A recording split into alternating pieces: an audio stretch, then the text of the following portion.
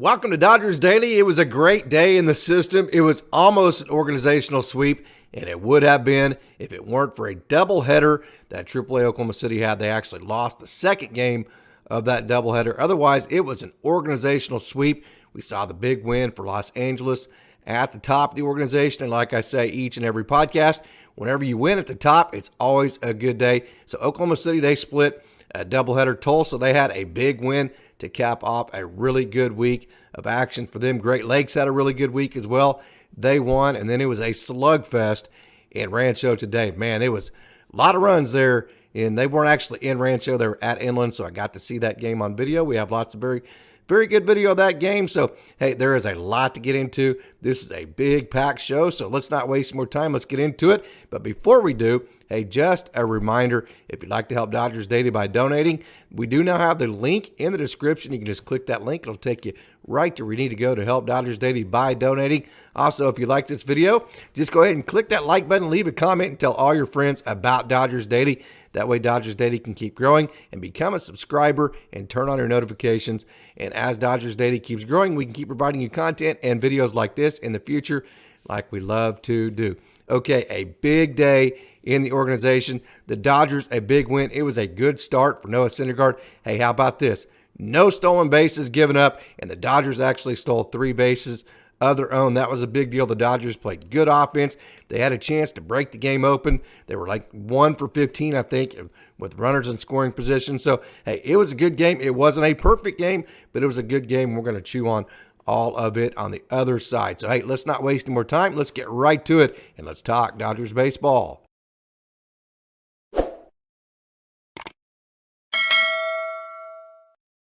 So the Dodgers finish off their first 3-game sweep of the year, and how sweet is that? The Cardinals, they are just floundering around, man.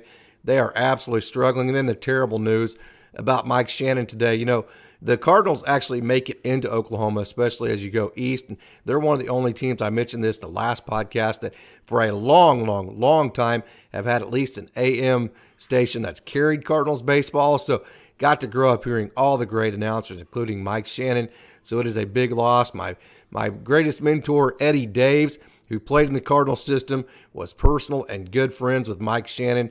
I know this gutted him, so trust me, this is a huge loss for the Cardinals. So they were heavy-hearted today as they played the Dodgers. Okay, so the first 3-game sweep of the season for the Dodgers. How about that? A good start for Noah Syndergaard. And how about this? Okay, the Dodgers stole 3 bases, and then the Cardinals did not steal any off of Noah Syndergaard.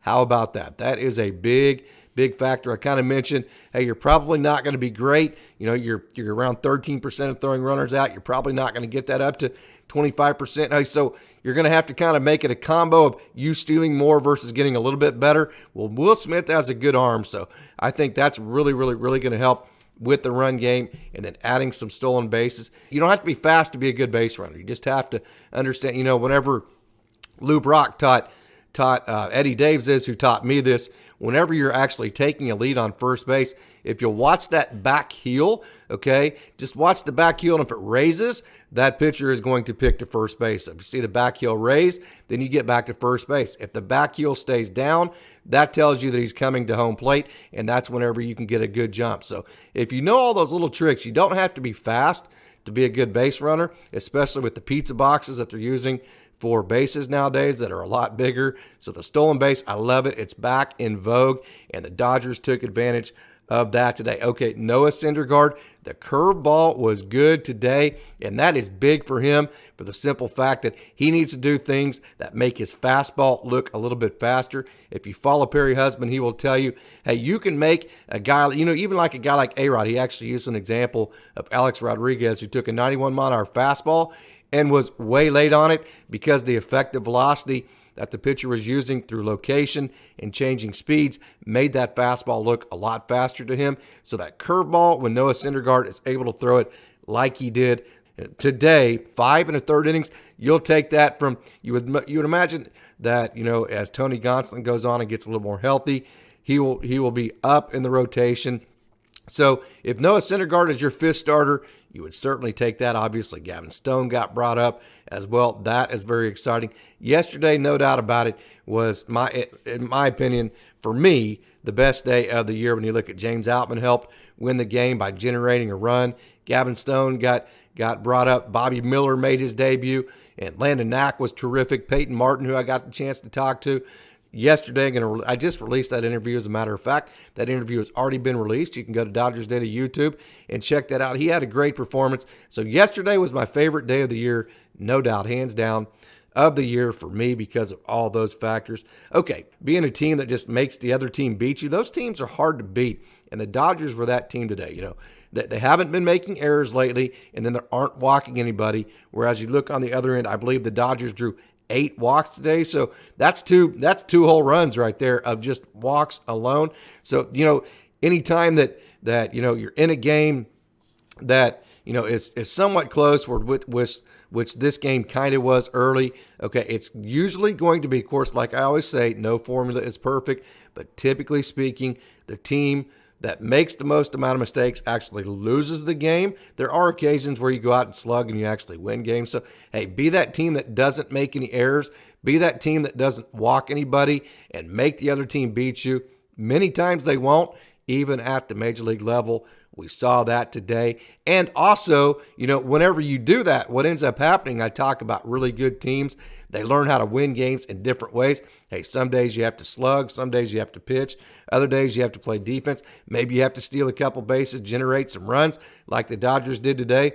Whenever you don't make mistakes and whenever you aren't the team that actually loses the game by making the most amount of mistakes, then you become the team that learns how to win games in different ways, and those are the types of teams that they win a lot of games and they have the chance to win a World Series. So, hey, the Dodgers, they played good offense other than with runners in scoring position today. They had a chance to score about 30 runs today. They did not do it. I believe they were 1 for 15 with runners in scoring position. Last time I checked, they were. You might check me on those numbers, but if it's not exactly 1 for 15, it's very, very close to that number. So, hey, the Dodgers, for as good of offense as they played today, you'll take a sweep any day, and twice on Sundays. Hey, they could have been even better with runners in scoring position. They weren't good, so they could have really, really, really busted the game open. Okay, but they did play very, very good offense. Check this out. Okay, second inning, Jason Hayward, he doubles. Okay, James Outman, guess what he does? He hits behind the runner. That moves Jason Hayward to third base. And then behind that, you have a ground ball that scores the run. Okay, I love that. That's classic. Get on, get him over, get him in. That gets you your first run. And you have incorporated several different people. Everybody's, there's several different people feeling good about it. It charges the bench up. It makes you feel good about things. So the second inning was absolutely fantastic.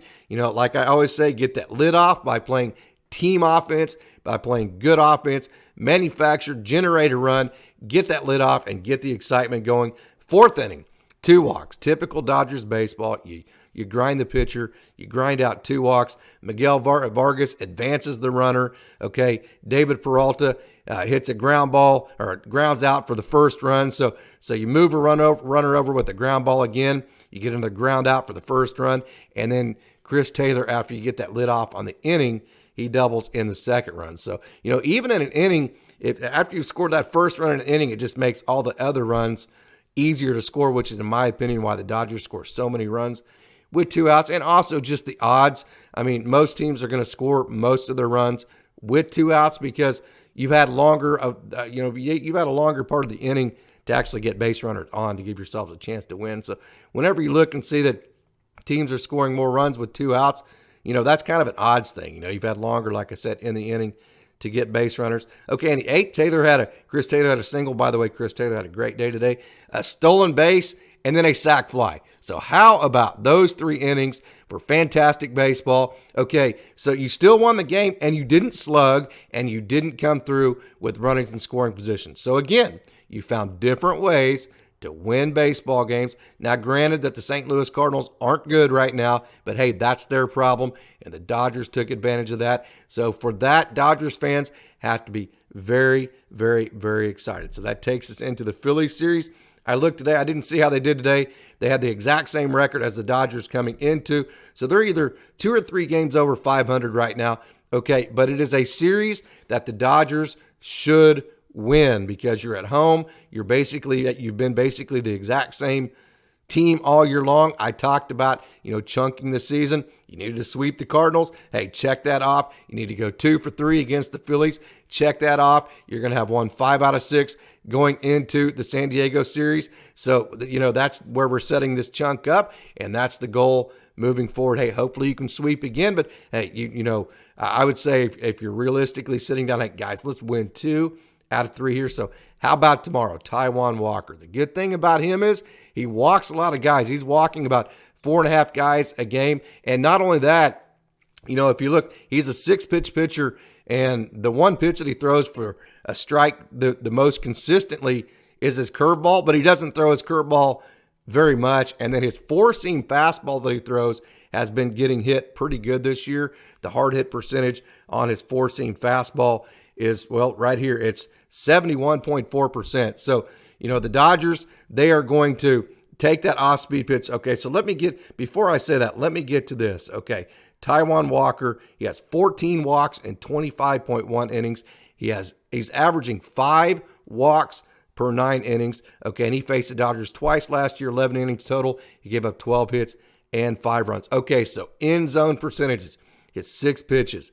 How does he do as far as throwing strikes? Because that's always the matchup with the Dodgers, because the Dodgers love, they love grinding pitch counts, and they're very good at not chasing the zone. They're always in the top of the league as far as base on balls drawn. Okay, so as far as the end zone percentage, he throws his 4-seam for a strike, a little over 50% at 56%. So, that's not an incredibly great number. And then it also has a hard hit percentage of 71.4. So that 4-seam fastball, I think the Dodgers they're going to hunt that in the zone. If it's in the zone, they're going to jump on it, but they're going to be fully aware that it's not a pitch that he always throws a strike with, because, part of that is he doesn't throw a strike with it more than 56% because it does get hit quite a bit. Okay, his sinker, he throws in the zone only 43.9% of the time. So if you can recognize any kind of spin that's going to create sink, spit on that pitch.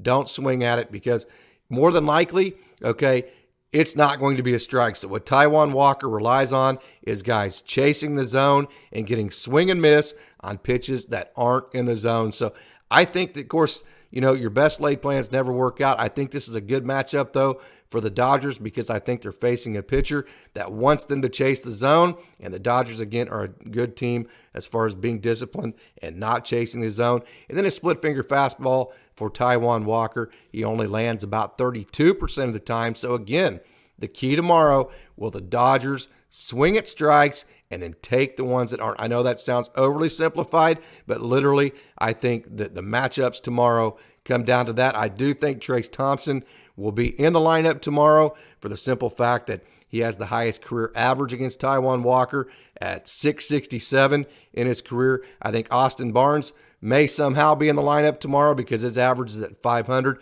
Mookie Betts is at 429. Will Smith at 250. So there's some options. Chris Taylor's at 231. Max Muncy's at 091. So, hey, it'll be interesting to see what they do with Austin Barnes and Trayce Thompson tomorrow. The numbers would say they would be in the lineup, but we'll see. Of course, the brain trust for the Dodgers, the front office, Dave Roberts, all the guys that know so much about this, they'll put that together. And they know all the data, and they'll put it together and put the Dodgers in the best position to win like they do each and every night. Okay, so for the Phillies, for this series coming in, let's chew on them just a little bit. Okay, and runs scored, they're 17th in the major leagues with 123 runs scored, and they have 31 home runs. Okay, so they're also 17th in Major League Baseball in home runs hit. So they haven't scored, an absorbently amount of runs. They haven't hit an abundance of home runs. Again, 17th in Major League in both of those categories, whereas the Dodgers are 10th in runs scored with 145. At least that was like the 6th inning when I looked up those numbers. Those may have changed by a position or two.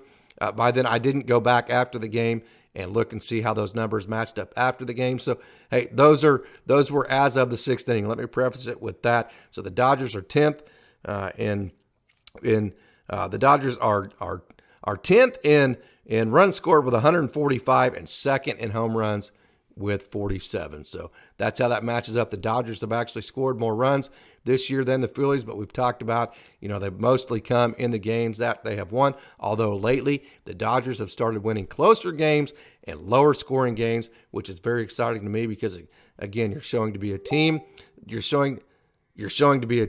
is starting to learn how to win games in different ways. Okay, the Phillies are 6th in on-base plus slugging at 778 as a team. So, they do a good job of combination between getting on base and their slugging, although they don't hit a million different home runs. But they do a good job overall, typically speaking, of getting on base and combining that with their slugging numbers. The Dodgers are number 1 in the major leagues in walks. We talked about that. And Walker, we talked about 5 walks per 9 innings. So this is the matchup again.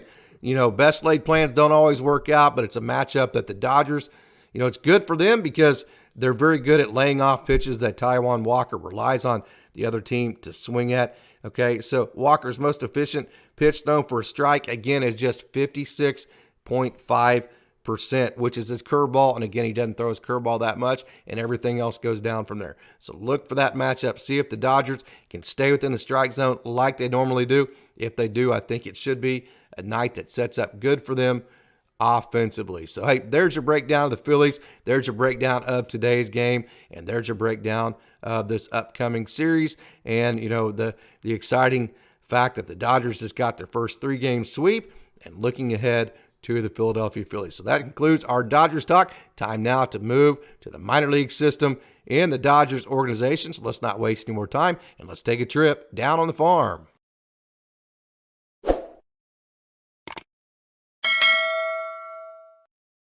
The Oklahoma City Dodgers split a doubleheader today in the first game. They got off to a hot start. They scored 2 in the first, 4 in the third, 1 in the fourth, and 2 in the sixth to beat the River Cats 9-4. And they actually went 5-1 in this series. The only game they lost was the last game of this doubleheader. Of course, this was a doubleheader because Friday they got rained out and they postponed it until today. You are looking at Yonnyhernandez here, who had a good day for the Oklahoma City Dodgers. Matt Andriese actually started for Oklahoma City. He went 5 innings, gave up 6 hits and 3 runs. Justin Hageman came in for 2/3 of an inning, gave up a run. Adam Kolarek, he came in and he went a third of an inning, didn't give up a run. And then Nick Robertson finished the first game going scoreless like he almost always does. I love Nick Robertson. Okay, so this is Yonnyhernandez. He had another 2-hit day for AAA Oklahoma City. His average is up to 395 on the year. You remember he got brought up and then sent back down just about a couple of days ago. So he's hitting 395 with AAA Oklahoma City.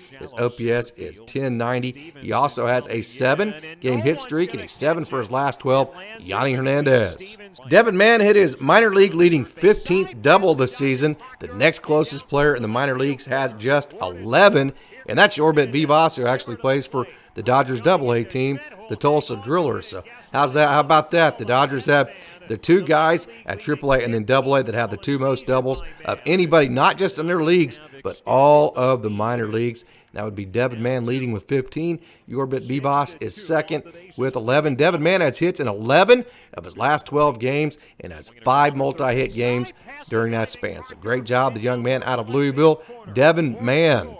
The Tulsa Drillers, what a game they had. It was wild and crazy. Okay, they scored 1 in the second, 1 in the third. They scored 2 in the fifth to take a 4-0 lead. Then they gave up 1 in the bottom of the fifth to make it 4-1. Then they gave up a 4 spot in the bottom of the sixth to make it 5-4. Then Tulsa came back with a 4 spot of their own. So, Arkansas scored 4 in the bottom of the sixth. Tulsa answered with 4 in the top of the second to make that score then 7-6 at that point in favor of the Drillers. Okay, and then Arkansas scored 2 in the bottom of the eighth to make it 8-7, and then Tulsa scored 3 in the top of the 10th to win 11-10. Arkansas then scored 2 in the bottom. Okay, but again, it was a huge day for Tulsa, and it was one of those just crazy games on a Sunday. They're now 12-9 on the season. Tulsa wins 11-10 over the Arkansas Travelers, the AA affiliates of the Seattle Mariners. Okay, who you're looking at right here is Nick Frasso.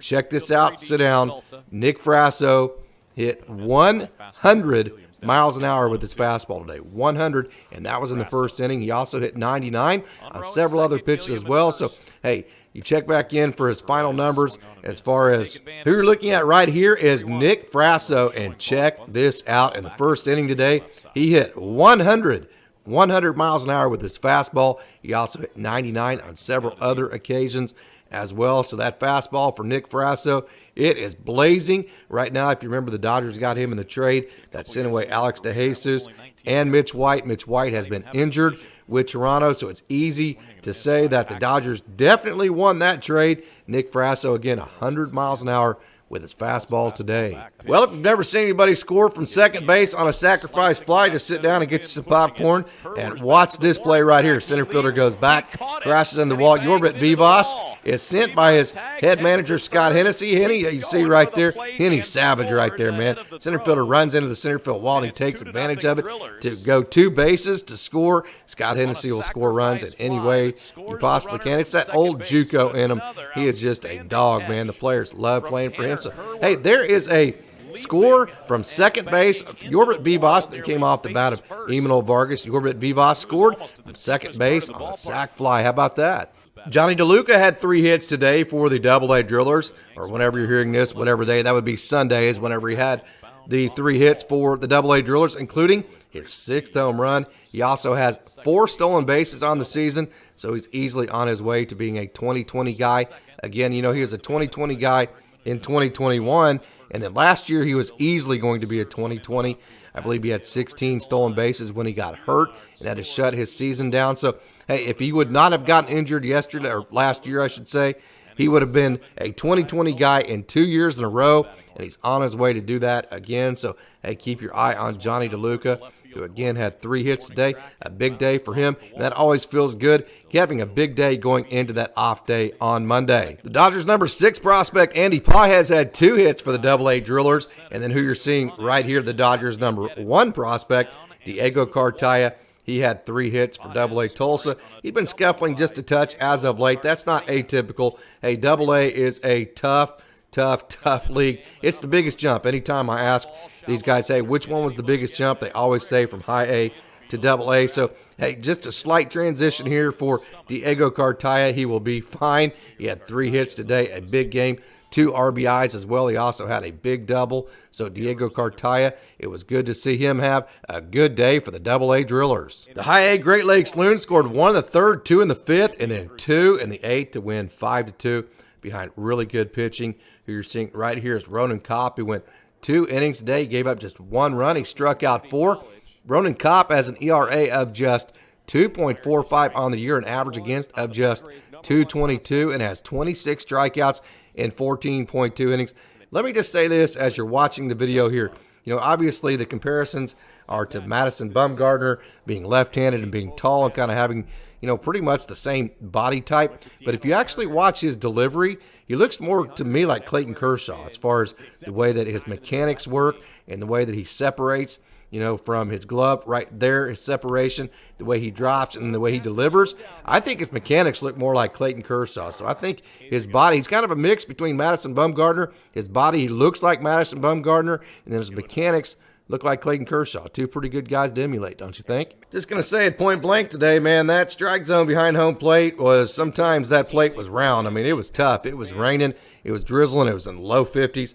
Very tough elements, and you needed to have a lot of grit, something of which I always brag on Michaelhobbs. He has such a tremendous amount of grit to him. He's the all-time saves leader at St. Mary's. Okay, so Hobbs battled through all the chilly temps. He battled through the rain. He battled through the strike zone that was basically the size of a Dixie cup today. Right there, that was called a strike. But I promise you, there were several pitches that were not called strikes today that could have been. So the strike zone was small, basically the size of a Dixie cup. Let me play that again. And he only allowed runs in. As far as today, he did not allow a run, and Michaelhobbs on the year has only allowed runs in 2 outings so far. So great job, the young man out of California, Michaelhobbs. You're going to get a little bit better look if we can get through all the pitches in this video of the strike zone from today. I mean, seriously, there were parts of today where it seemed like that plate was round from behind the plate, and it didn't bother aldryacosta, man. He had another scoreless outing today. There's one right there. Is that not a strike? I mean, seriously, it's 50 degrees outside. Of course, why is that pitch called a strike if the other one wasn't? There's another ball. So you had one called a strike and two that haven't, basically all in the exact same location. So the strike zone was tough to throw to today. There was strike 3 for aldryacosta, but it did not matter. Aldryacosta put up zeros again as he went scoreless for his 6th outing in a row. Check this out, going all the way back to last year. Aldryacosta has gone scoreless in 21 out of his last 22 outings. The 101 Express is what I call Jakepilarski because he's hit 101 with that fastball, and he has a lot of dog. Look at Jake Vogel go get that ball right there. That a boy, Jake. That's a really nice play to get the 9th inning started. And Jakepilarski, look at that 101-miler fastball, and you can drop that dime right there. That is tough. That one backed up on him just a touch. Okay, so Jakepilarski, the 101 Express, you could probably tell by that pitch and some of his fastballs, he has yet to give up a run on the year. His average against is just 121. His whip is just 083, and he has 15 strikeouts in 9.2 innings. And by the way, he leads the Midwest League in saves with 7. So, hey, he's in Great Lakes right now. We'll see how long that lasts. I can't wait to see him in Tulsa when he finally does get promoted. Well, we just saw Jake Vogel go make a nice play to start the 9th inning, and he also had a good day offensively today. He actually led the hit parade for the Loons with 2 hits, and he was on base 4 times, which is huge for this Loons team because Jake Vogel is one of the fastest guys in the organization. So when he's getting on base, he typically scores. He scored 2 runs today, and he had a very good series, Jake Vogel. There's Austin Gottlieb, who's been just absolutely on fire. But Jake Vogel, the young man you just saw right there on first base, had a very good series against Fort Wayne. He went 5 for 9 with a double and 6 total bases. Boy, the Rancho Cucamonga Quakes got in a slugfest with Inland Empire. They scored 2 in the first. Rancho did 5 in the third. They gave up 2 in the fourth. And then Rancho scored 3 in the seventh, 3 in the ninth, and won 13-8. Hey, who you're seeing right here, yes, that is miguelrojas. He played the last 2 games with Rancho on a rehab, trying to rehab that hamstring. Got a hit right here, so I wanted to show you that with miguelrojas. So, hey, good to see him get back in the lineup. The Dodgers could certainly use him.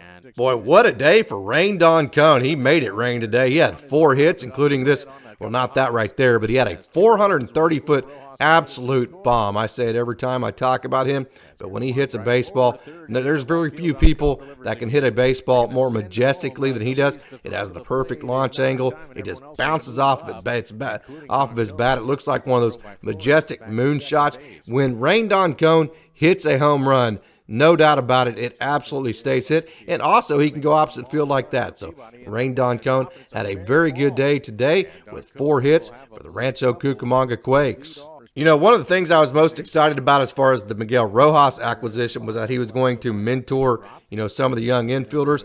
The video feed went blank all day long for Inland Empire. We did our best with what we had. Okay, and, I was talking about like Miguel Vargas and some of the younger infielders that are close to the major league level. We know joseizarra got to play next to miguelrojas the last 2 days, and he has absolutely flourished doing that. You had to know that motivated Izarra to want to impress Rojas, to take the mentorship that Rojas is giving. And Izarra has had 2 good days in a row. Today he had 3 hits and 3 RBIs. He had a hit in all but 1 game this series. Izarra did against Inland. And like I said, something tells me that he really enjoyed the mentorship and getting to play next to one Mr. miguelrojas. Love the hit tool of chrisnewell. He was at it again on Sunday. He had 2 more hits, including his 6th home run. The video feed for Inland was not working during his home run, so I don't actually have that. That is too bad because it was an absolute blast. But look at that. Just uses his hand, just flicks the wrist at. I call it the magic wrist. He can just stay so still and then just right at the last moment just throw his hands at the ball. That is so frustrating for a pitcher, and just stay inside the ball, take it the other way. Okay, so today was his 2nd multi-hit game in a row, and he has hits in 6 games in a row as well. So chrisnewell, he is on a tear right now for Rancho. In high-scoring games, many times it is the team that finds the one relief pitcher that can stabilize the game that actually ends up winning. If you can just go, a couple of innings, find a guy that can give you 2 or 3 innings and only give up maybe 1 run while your offense keeps scoring, usually that's the team that ends up winning. That guy was gabeemmet today for the Rancho Cucamonga Quakes. Okay, he came in, he went 2 1/3 innings, gave up just 1 run, and now gabeemmet, you look at that good arm, so look at the depth on that breaking ball. His ERA is down to 1.69 on there. You saw the depth in the breaking ball. Look at the fade to that sinker he just threw that last pitch. So lots of movement, live arm for gabeemmet. Look at that fade going back into a righty, away from a lefty. That's a lot of movement on a really, look at that ball come to the arm side, that tail to the arm side.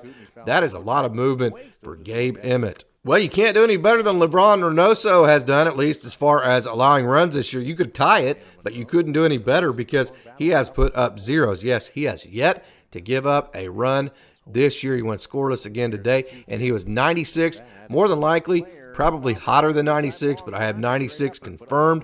It was, like I said, probably a little bit hotter than that with his fastball. And like I said, also, yet to give up a run this year. His whip, Livan Reynoso, his walks and hits per inning is just 0.64. His average against is just 0.91. And he has 16 strikeouts to just 3 walks in 9.1 innings this year. So great job, Livan Reynoso.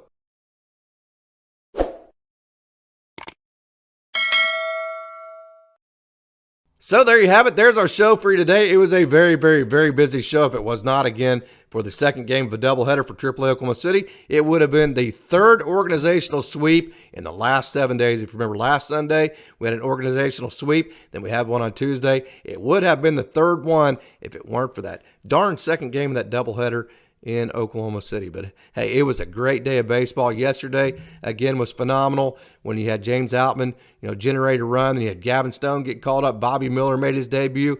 Landon Dak was just absolutely terrific. Peyton Martin threw really well. The young man that I had a chance to interview yesterday, going to release a feature story on him this week. So yesterday was a wonderful day. Today was a great day in the system. So I hope you enjoyed today's show, and I hope you also tune in to tomorrow's show as well. Hey, before we get out of here, one last reminder, if you'd like to help Dodgers Daily by donating, just click the link in the description, and it'll take you right where you need to go to help donate to Dodgers Daily. Also, if you like this video, if you like this kind of content, go ahead and click that like button, leave a comment, tell all your friends about Dodgers Daily, and become a subscriber. And after you subscribe, click the notification bell, turn on your notifications. That way, every time Dodgers Daily releases a new video, you'll be notified and you won't miss a thing from Dodgers Daily. And Dodgers Daily can keep growing, and we can keep doing what we love to do, which is providing videos like this. As always, I'd like to thank you for tuning in and say, go Dodgers.